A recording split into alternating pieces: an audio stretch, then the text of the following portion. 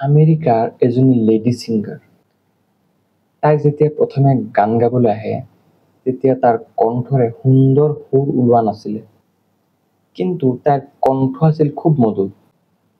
সেই সুন্দৰ সুৰ নোলোৱাৰ এটা আটাইতকৈ ডাঙৰ কাৰণ আছিলে তাইৰ সন্মুখৰ এটা দাঁত আছিলে অলপ ওখ।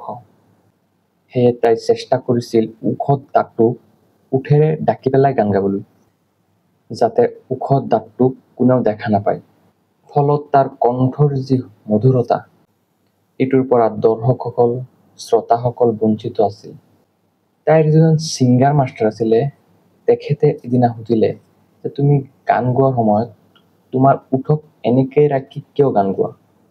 তেতিয়া ছোৱালীজনীয়ে কৈছিলে লাজে লাজে যে তাইৰ এটা দাঁত ওখ।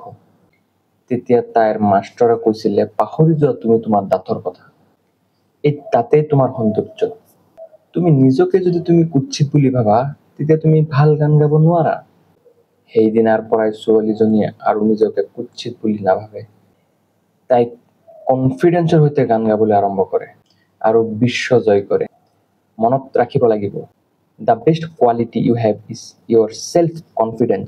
তুমি যদি নিজৰ ক্ৰুটি তোমাৰ নিজৰ মাজত ধাৰণ কৰা তেতিয়া তোমাৰ কনফিডেন্স নষ্ট হ'বই আৰু তুমি তোমাৰ কোৱালিটিৰ পৰা নিজকে বঞ্চিত কৰিবা, গোটেই পৃথিৱীৰ পৰা নিজকে বঞ্চিত কৰিবা। সেয়ে নিজকে কেতিয়াও কুৎসিত বুলি নাভাবিবা, কাৰণ সৃষ্টিকৰ্তা পৃথিৱীৰ প্ৰত্যেককে সুন্দৰ কৰি বনাইছে। Thank U.